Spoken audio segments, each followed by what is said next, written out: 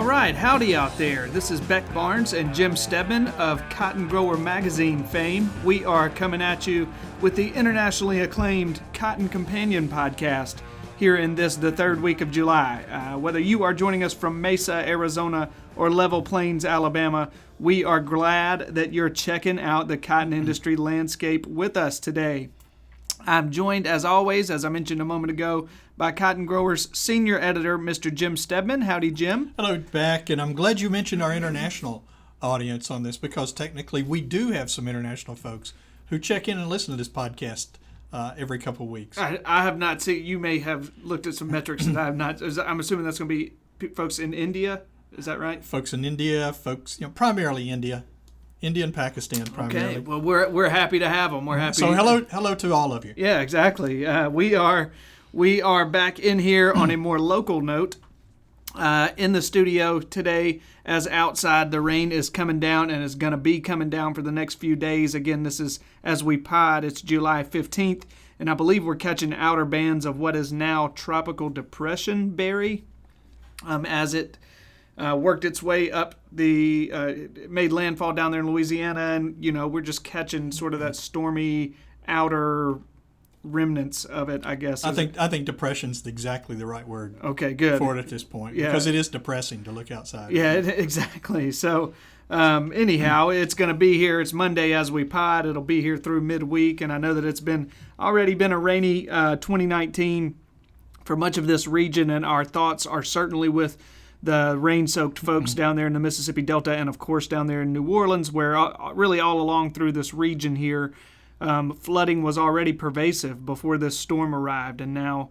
we have this natural phenomenon that's happening. And anyhow, it's not a great time for a lot of folks who are waterlogged, and we are thinking of y'all as we begin this week. So, on a related note, I believe, as Steadman was telling me earlier, we may skip our crop progress report, which we normally do in every episode of the Cotton Companion, because this storm, we know, that report is due out from USDA today, and we know that they're not going to be able to account for the, damage, for probably the best way to put it, that this storm is going to cause.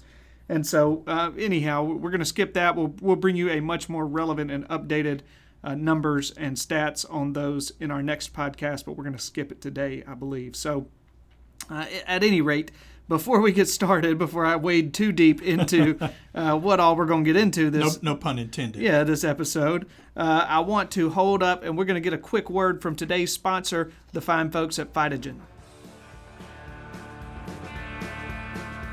Phytogen is pleased to sponsor the Cotton Companion, bringing you the latest news to help you thrive all season long. All right, so that is a timely Phytogen ad, because at this moment, we're going to bring y'all a brief custom content segment featuring our very own custom content editor, Robin Sickberg, and she recently sat down and talked with Dr. Tom Eubank, a Phytogen cotton development specialist for the great state of Mississippi.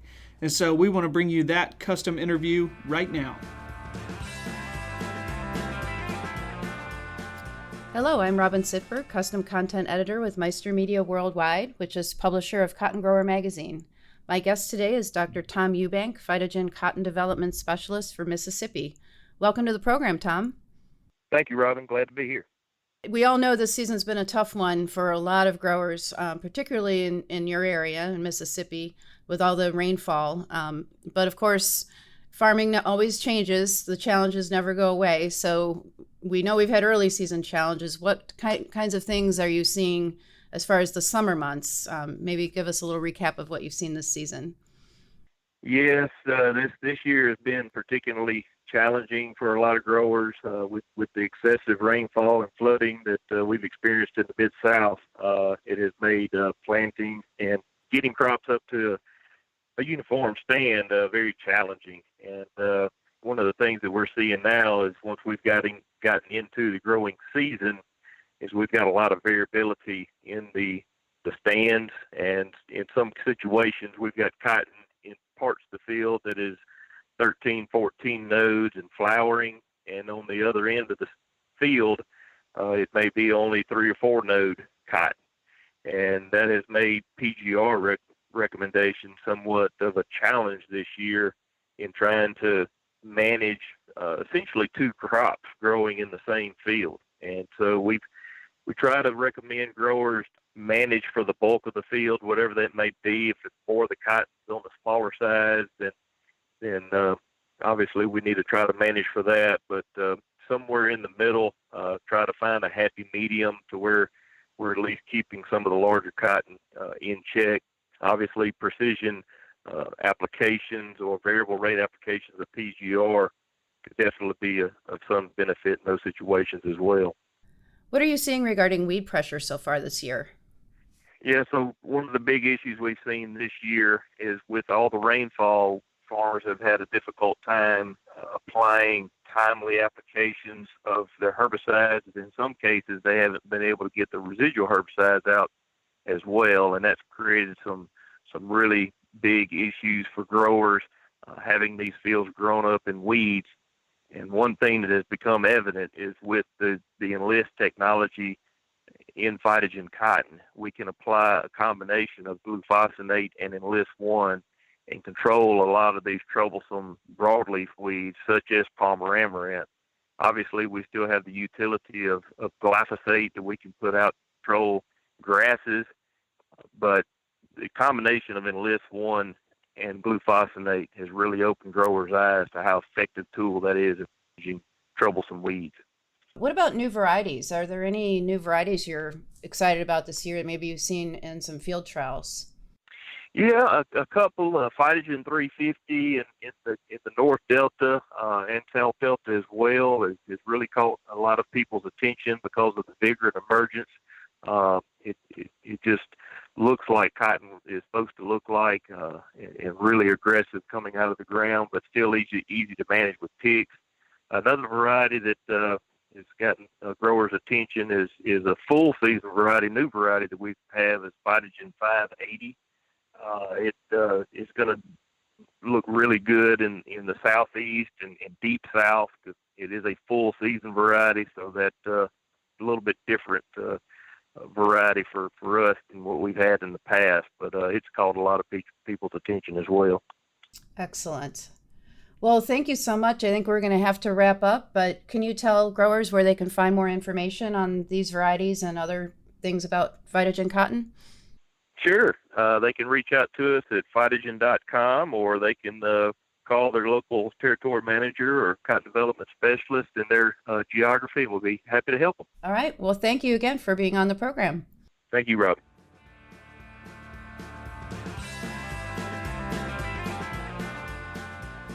All right, so a big thank you to Robin and to Dr. Tom Eubank for that.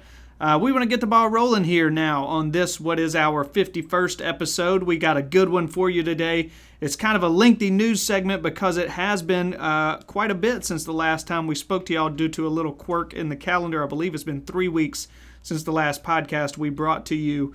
And so a lot has transpired, as Jim and I were just discussing, and that's good. It's good for us when there's things happening out there in the market. It gives us something to cover during what can sometimes be these sleepy summer months. As you guys are pushing hard out there on the farm, a lot of times the industry slows down otherwise on the news front, but that is not the case today. We are going to be telling you we had some EPA registration news about it kind of opening up use of a crop protection product for y'all. We'll tell you about that. The NCC is launching a program we want to tell y'all about. Maybe the wildest thing to think about, we want to tell y'all the first bale of cotton in 2019 in the United States has been produced. It's kind of mind-blowing. So we're going to bring you all the details on that too. After that, after we get done with our news, we want to bring y'all a conversation that Jim recently had. He was up at the Southern Cotton Ginners Association annual meeting, right? Summer meeting, excuse me, where he spoke with Cotton Incorporated's Hake, and Dr. Hake is always a great guy to speak with from his vantage point there at Cotton Incorporated, where they have their fingers in so many things that help our industry out. Cater is a good one to be talking to about the state of this industry, so we're going to bring that to you. Again, as you can tell, a great episode. So without further ado, I am going to get out of the way and turn this thing over to Jim here, who's going to lead us in this focused discussion of the news items of the day. Jim, take it away. All right, thanks, Beck. As Beck mentioned, we're gonna breeze through several items that have sort of hit the news front here in the last several weeks. The biggest one and the most recent one came last Friday, July 12th, when EPA announced that long-term approval has been restored for sulfoxaflor, which is commonly known in the cotton market under the brand name Transform. I'm not reasonably sure. There are very few cotton growers out there who have not had Transform applied to their crops. It is a critical tool, obviously, in battling piercing and sucking insects such as plant bugs and aphids, and also has a very minimal environmental impact. Now we got to step back for just a couple minutes. Transform was originally registered in May of 2013, and in 2015 the product approval was vacated by the Ninth Circuit Court of Appeals after pollinator advocates petitioned for review of the registration.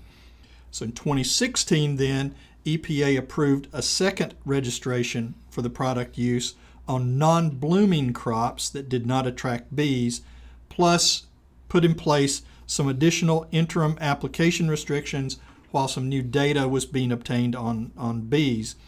That 2016 registration did not include cotton, and since that time, cotton and I believe grain sorghum as well have since relied on a series of Section 18 labels for use in cotton belt states.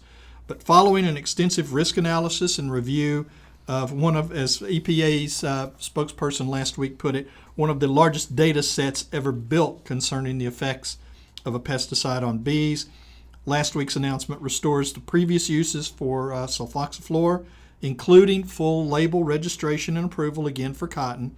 It adds some new uses and removes certain application restrictions for use in a number of other crops. Now, as you would expect, the National Cotton Council issued a statement of appreciation for the decision, which was assisted and helped made possible by some extensive behind-the-scenes work and documentation provided from the Council to EPA since 2016, primarily focusing on the value of the product and its fit in an integrated pest management program to combat pesticide resistance. You can find out more information on this. We have an article posted currently on the homepage, as a matter of fact, of cottongrower.com, and in that article you'll also find a link to EPA's approval document that should provide a little bit more background should you be interested. Yeah, the only drawback that I can think of, Jim, is that it takes away a press release we get every year when Transform receives its whatever the temporary, I forget the Section 18. Section 18, yeah. So now we won't have that. We have to go out and find a new story. Well, and it's not just one news release; it's a series of news releases from each state. As each state gets which it, is it's great because we love to see it because that's progress. That tells us that the season is really up and moving. But sure. It's going to make these the state entomologist jobs a whole lot simpler at this point, which, and we're happy for you guys. Yeah, that's a great point. I remember interviewing, I believe it was Angus Catchett, who was telling me a couple years ago at Mid-South Farm and Gin Show, all of the, it may have been Darren, I forget, but all of the, they have to put in a lot of work to file that paperwork to get that Section 18 for their specific state. And it's, and that's what those guys do. That's part of their job, is to go to bat on behalf of the farmers in their state. But boy, that's a lot of work that they now don't have to do anymore. Exactly. Not a desk work that they don't have to burden themselves with. So good for them. So yeah, they get a week of vacation instead. Yeah, I'm sure they're chuckling. I'm sure they'll find something else to do. Yeah. Okay. Second item.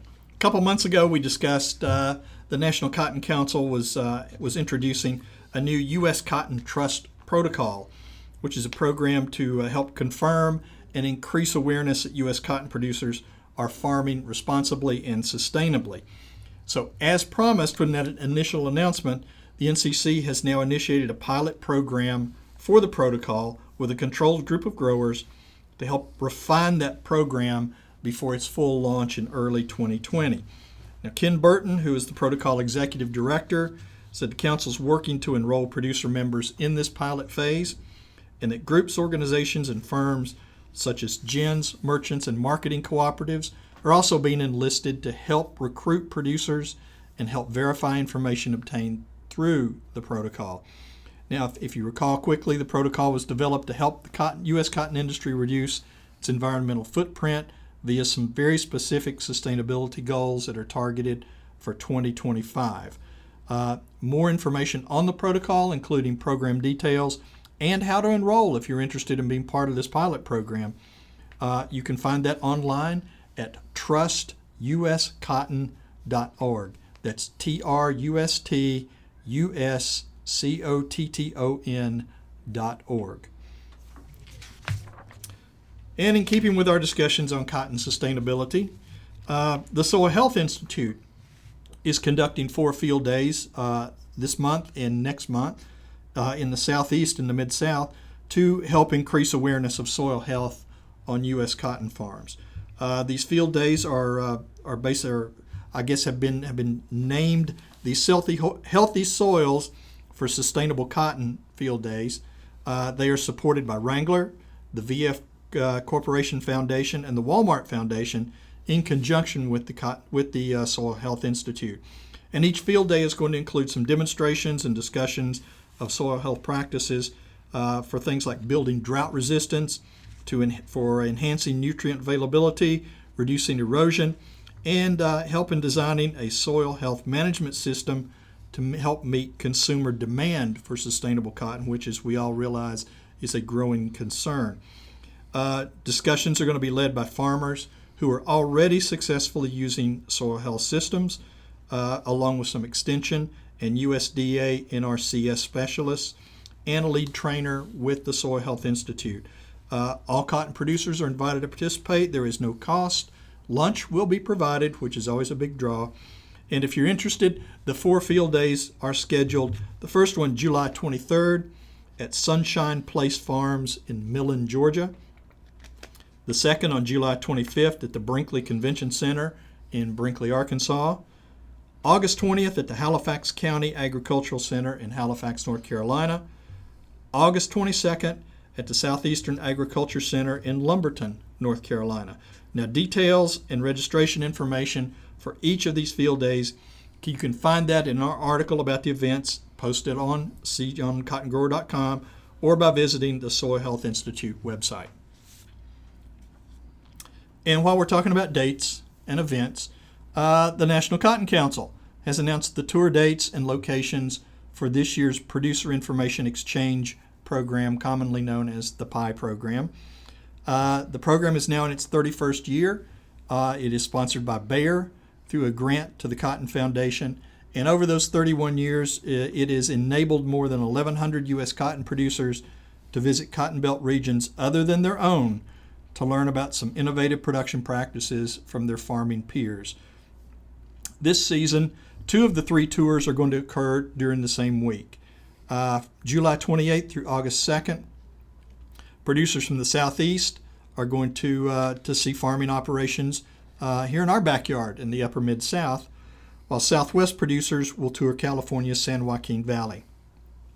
The 3rd tour, which is set for August 11th through the 16th, will take Mid-South and Far West producers to the Southeast to visit farming operations in North Carolina and Virginia.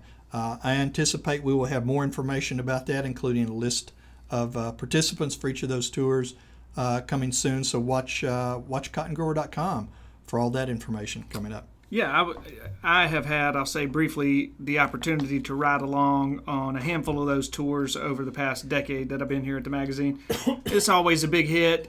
In addition to getting to see how farmers in another region operate and maybe learning something about that you could take back to your home farm, a fringe benefit of that thing is that, the guys who are on that bus or in that van, you also make connections with growers from your home region, and you find like-minded folks who are interested in being advocates for the industry and going to bat for your hometown, your home region, the U.S. cotton industry as a whole. It's just a great place to make connections, as well as learn about your trade, learn about farming from other knowledgeable folks. So all of that to say, I would recommend, if you have the opportunity to go along on one of these things, reach out to your local NCC rep or whoever you may need to, and see about riding along on one of those PI tours. They're pretty sharp. Absolutely.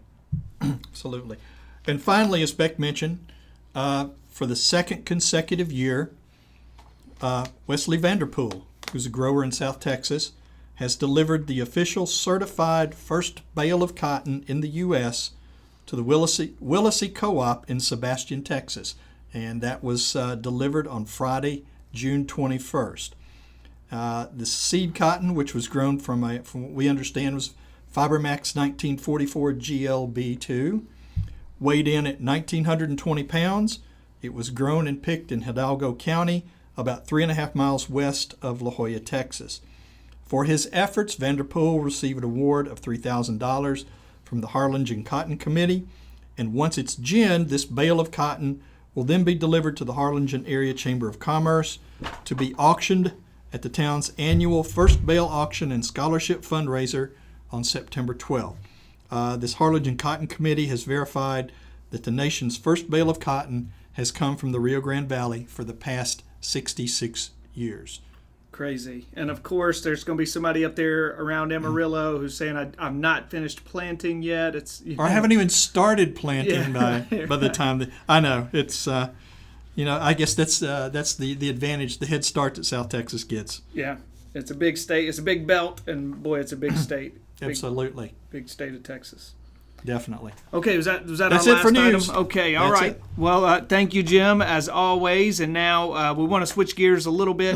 We're going to bring you that interview with Dr. Cater Hake of Cotton Incorporated. He has been an advocate. I believe he was with Delta Pine prior to that, or maybe it was Bear. I know that I have seen him around for such a long time, even prior to him joining Cotton Incorporated. But he's been an advocate wherever he's been, and he's so knowledgeable about our industry. And I know that always good to catch up with him. Jim, what did y'all talk about this time? Well, what we had the opportunity to do is Cater was at this at the Southern Cotton Ginners Association meeting to kind of provide an update on cottonseed and some of the markets and opportunities and things for cottonseed that Cotton Incorporated is working with other groups on, and more specifically regarding some of the low gossipal cotton varieties that were approved back in October by USDA's Animal and Plant Health Inspection Service.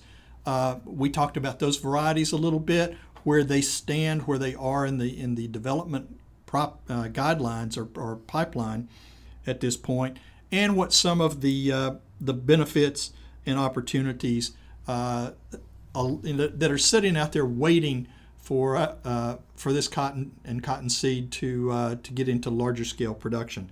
So it was a good conversation.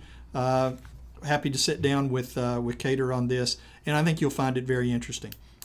Very good. Okay, so without further ado, then we will bring you that interview right now.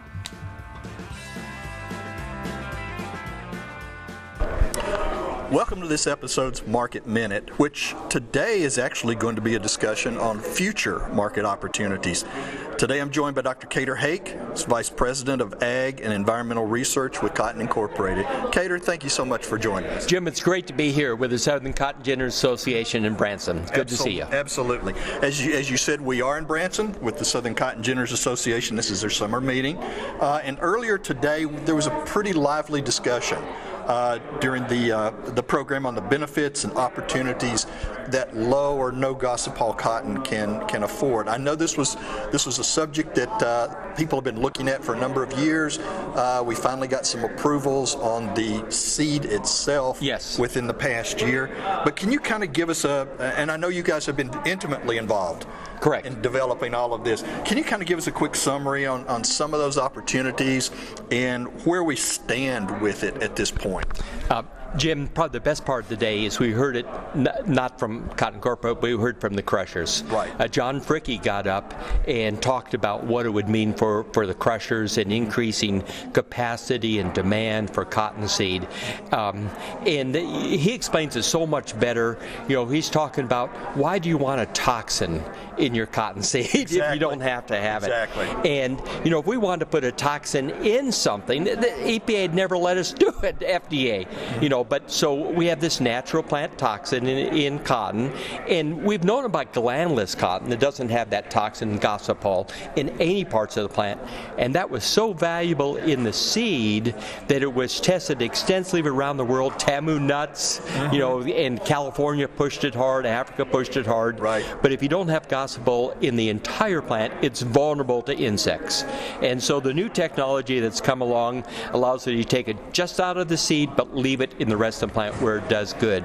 So that's what John was talking about, is how that works into adding value to the cottonseed.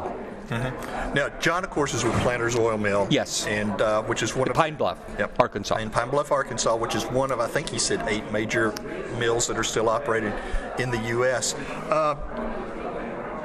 What sort of opportunities with this new low gospel, not just from an oil perspective, but maybe from other cottonseed products? Sure.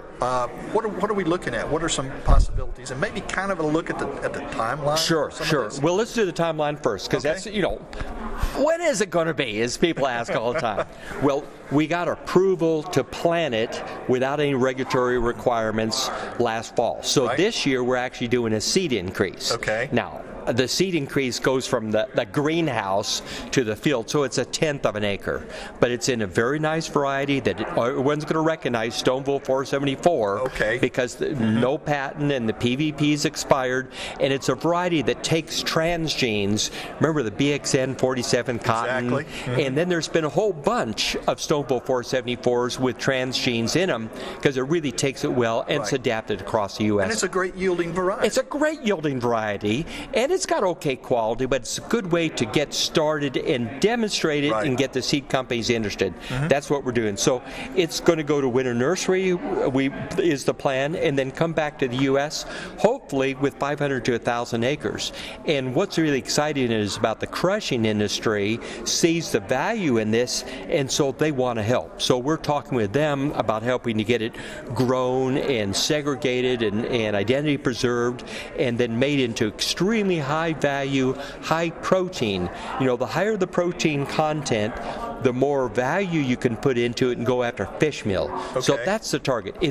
We're still missing one more approval in the U.S. That's FDA, and that could happen anytime, and that's what gives us full food and feed approval, so humans can eat it.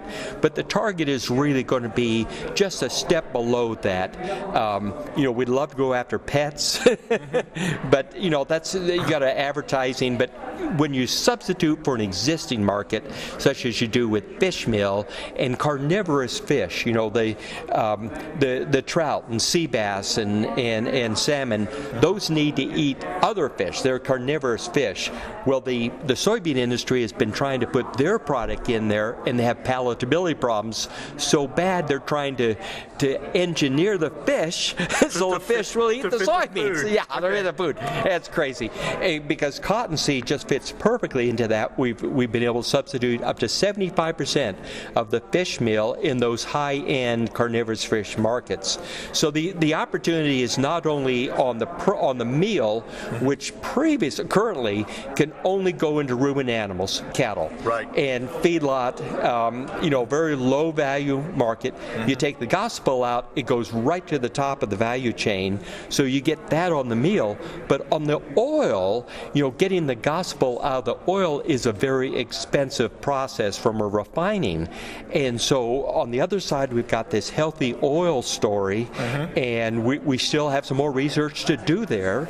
But we're looking at an extra virgin cold pressed cottonseed oil, all right, and sell it for the same price you sell olive oil. And so getting the gospel out really helps you to go add a whole bunch of value to all the components of the cottonseed. Right, and since we've been sitting here in this meeting today with basically everybody here is a cotton grower, but also a ginner. Right. So from both sides of that perspective, there's some real advantages for both of them. Absolutely, and the advantages are rock solid for the growers and the ginners and the crushers, right, but also even broader for the textile mills. The textile mills, we know what happened when cotton had $2 a pound. It just destroyed demand, and it died, right? And so the textile mills, they want a large supply of reasonably priced cotton. Growers and ginners want a large supply of high income per acre. So get the profitability off the seed, and that allows growers, U.S. growers particularly, to grow a little bit more cotton, be profitable from the seed, and not have a demand-destroying price for the fiber. So you can see how the textile mills, and they just woke up to this a few years ago. They said, boy, cottonseed is really important for us. And then also the people that are promoting, the brands and retailers that are promoting cotton, they see the advantage because of the sustainability story of feeding people at the same time you buy a shirt. You know, when you buy a polyester shirt, you're not feeding anyone. Right, exactly. But if you buy a cotton shirt, you're feeding people. So it's just a wonderful story all around. That's great. That's great. And particularly the way the market sits right now, we can use all the good news. Absolutely. We really can. And it's going to be, this is a long-term battle. And the trouble is, once some of our competitors, such as Brazil, get heavily empowered, they're not going to go away. No. You know, so that we have some work out in front of us. It's good, but it's also good to have a niche situation like this absolutely. that you can really take advantage of. Absolutely. And we have some natural advantages that Brazil doesn't. You know, since they're tropical, they've got the boll weevil. We've eradicated the boll weevil. Right. They have pink bollworm. We've eradicated the pink bollworm. They have diseases that just clean their clock, and so they're forced to put a lot of pesticides into the crop that we're very fortunate we're not in anywhere near a case that they are. That's great. That's great. Cater, I appreciate you taking time. Well, Jim, great to visit with you. And certainly we appreciate not only your time, but the work that Cotton Incorporated continues to do on behalf of the industry. Thank you, Jim. Okay, Great to be thank here. you. More of the Cotton Companion is coming right up. All right. Well, we want to give a big thank you, Jim. I'd like to thank you, and also thank Dr. Hake with Cotton Incorporated for joining us, and also for all the work that those good folks at Cotton Inc. do. They put in so much effort, so much research, so much advocacy on behalf of our industry on so many fronts. And so, man, we want to thank them for all that they do. Okay, that's going to just about do it for this installment of the Cotton Companion podcast. We want to thank Dr. Cater Hake for joining us again. We want to thank Phytogen for sponsoring us. And we want to thank you, dear listener, sincerely for joining us as always. If you like what you're hearing, please tell your buddies about us. They can get to our podcast in 3 easy ways. They can go to cottongrower.com and add a /companion so that it reads cottongrower.com/companion into their URL bar. Second way, simply subscribe to our channel on iTunes or wherever it is that you get to your podcast these days. The third and final way, the best way, sign up for our weekly e-newsletter, the Cotton Grower e-news. You can do that by going to www.cottongrower.com/subscribe. Once you're there, it's very intuitive, user-friendly, and you'll be able to sign up for our e-newsletter, which hits your inbox every Tuesday morning. Also, make sure you're following us on social media. On Twitter, you can find us at Cotton Grower Mag. And on Facebook, you can simply search for Cotton Grower Magazine in the Facebook search bar. You'll find us very easily. We hope that you're enjoying our latest issue. That is the May-June issue. We have this swath of the summer where we don't produce a magazine. Our next one will be August-September issue. So here in July, we are issueless. So you'll have to forgive me for forgetting which one was the most recent in your mailbox. Anyhow, there's plenty in there. I'm sure you're still reading on it, and I hope you are. So this podcast is produced by Tyler Hatch. He works at the mothership Meister Media Worldwide. Also by Kim Henderson, who pinch hits for Tyler on occasion. They are in lovely Willoughby, Ohio. My name is Beck Barnes, and I will be back with you in 2 weeks on the next episode of the Cotton Companion. For now, on behalf of my own Cotton Companion, Mr. Jim Steadman, we wish you and your farm all the best. And he works all day. God made it fun. Phytogen thanks you for listening to this edition of the Cotton Companion. To learn how you can thrive with Phytogen, go to phytogen.com.